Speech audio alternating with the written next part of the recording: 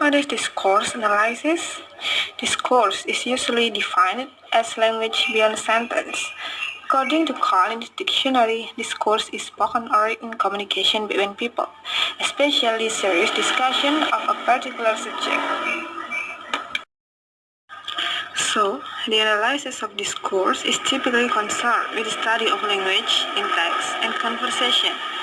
We do discourse analysis when we carry this investigation further and ask how we make sense of what we read, how we recognize well-constructed texts as opposed to those that are jumbled or incoherent, how we understand speakers who communicate more than they say, and how we successfully take part in that complex activity called conversation.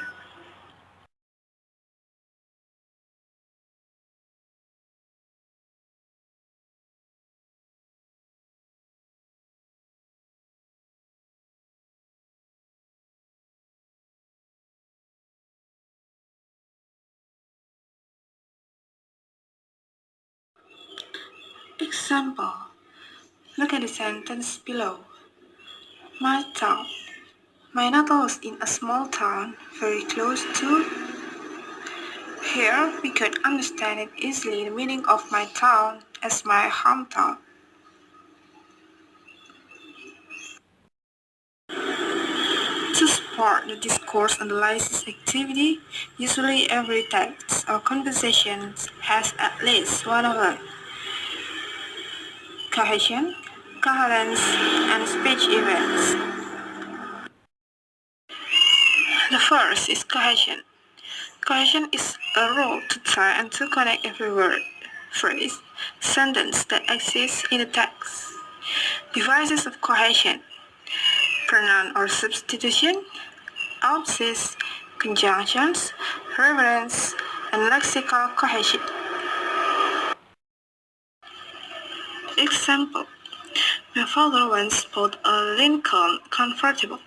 He did it by saving every penny he could. That car would be worth a fortune nowadays. However, he sold it to help pay for my college education. Sometimes I think I'd rather have convertible.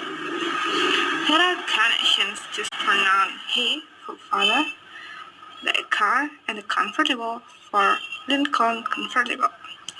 And this is a conjunction, however, and a number of terms that share a common element of meaning money, such as bought, saving, penny, worth of fortune, sold, and paid. Using past tense for the first four sentences, or creating the event, and using different time with present tense. Second is coherence.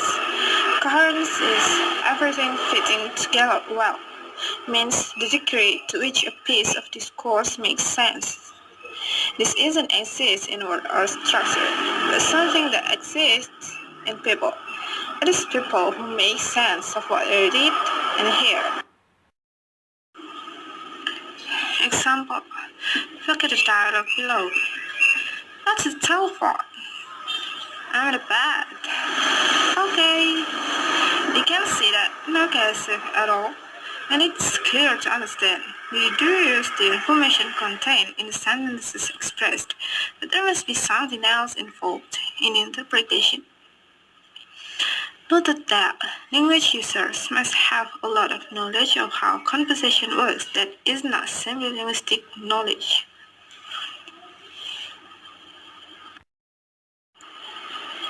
The last is speech events. In every speech event, just debate, interview, discussion, etc., we quickly realize that there is enormous variation in what people say and do, what the roles of speakers, or the topic, and what setting it took place.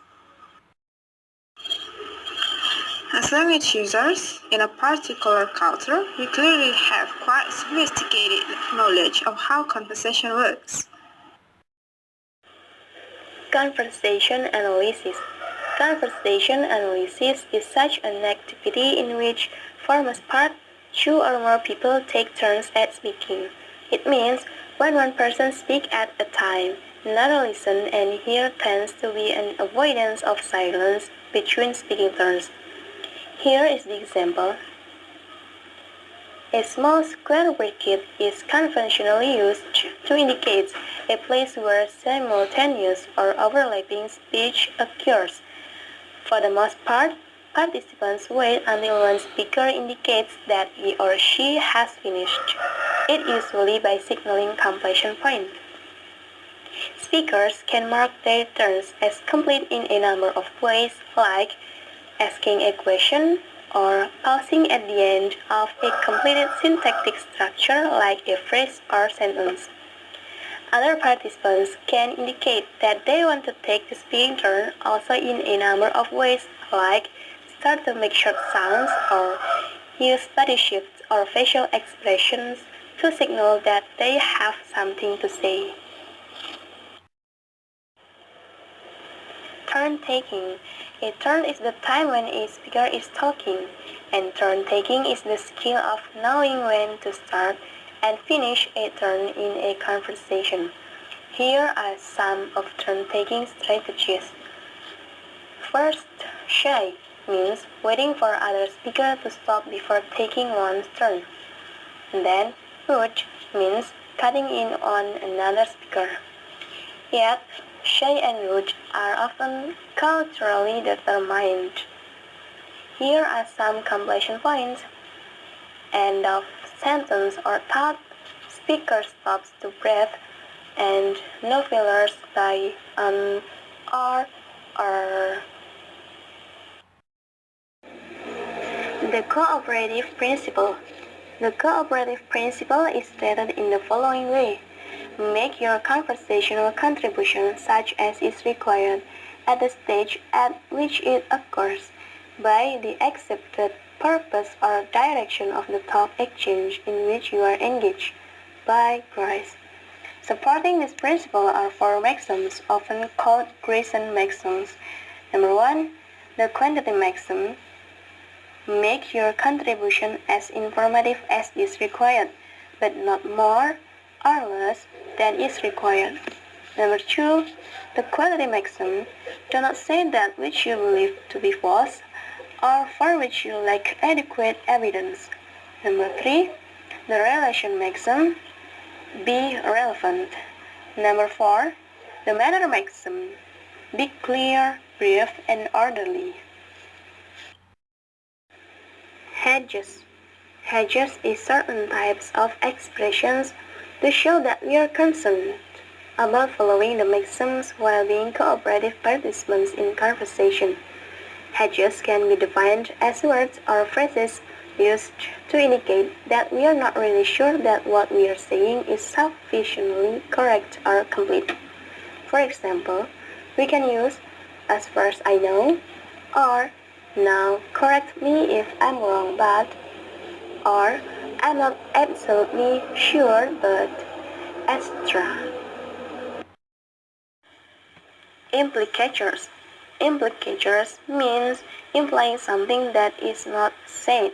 With the cooperative principle and the maxims as guide, we can start to work out how people actually decide that someone is implying something in conversation. For example, in this conversation, Carol said, "Are you coming to the party tonight?" Then Lara said, "I've got an exam tomorrow." In here, Lara's statement is not an answer to Carol's question, yet Carol will immediately interpret the statement as meaning no or probably not. To guess the meaning, it seems to depend, at least partially, on the assumption that Lara is being relevant and informative, adhering to the maxims of relation and quantity. Background knowledge. Background knowledge is information that's essential to understanding a situation or a problem. In linguistic, it is used to understand the whole context of a text to determine what it really means. To be able to achieve that, Sanford and Garrett provided a good example of what kinds of process are being involved in using background knowledge. Let's give you an example to make things easier. I have a paragraph, but We'll talk about it one by one per sentence. Now, as you can see from the first sentence, it said, John was on his way to school last Friday. We can make some assumptions based on this sentence only, like how John is probably walking to school, John is using a bus to go to school, John is driving a car to school, or John could be riding a motorcycle to school. Now, look at the second sentence. It said, he was really worried about the math lesson. The assumptions we can make from this sentence is that John is a schoolboy, John hates math, or John didn't do his math homework. Those assumptions are what we call interferences. Now, what is interferences? Interferences is a piece of information that is not directly stated in the text and might differ from one reader to another. Now, linking back to the two examples of the sentence on the last slide, the ones where we were guessing that John might be going to school by foot or John might be a schoolboy, those were considered as interferences because they are clearly derived from our knowledge, especially such as culture. After learning about interferences, let's continue to the rest of the paragraph. Let's talk about the third sentence. It said, last week he had been unable to control the class. Looking at this sentence alone, we can assume that John is not a schoolboy, but John is an overwhelmed teacher and that he might drive a car to get to school. And then looking at the next one, which is the fourth sentence, it said, it was unfair of the math teacher to leave him in charge. It means that John probably doesn't have any authority, and we can make the assumption to go back like the previous one, which is John is apparently a schoolboy. Now, looking at the last one, which is the fifth one, it said, after all, it is not a normal part of a janitor's duties. Now, looking at this, we can conclude that John is not a teacher, but he is also not a schoolboy. John is indeed a janitor of the school. Of course, the last method was kind of tedious and artificial if we have to use it again and again and again. That's why there are also another way to learn about the background knowledge of a text. As you can see, there are schemas and script. Let's talk about what schemas is. Schemas is a general idea about something. It's made up of our background knowledge, everything we know and think we know about a topic. We use our schema to put new information into a meaningful context to help us remember and understand it. They came from previous experiences. Now, on to the next one is the script. What is a script? A script is a pre-existing knowledge structure involving event sequences. We use scripts to build accounts on what happened.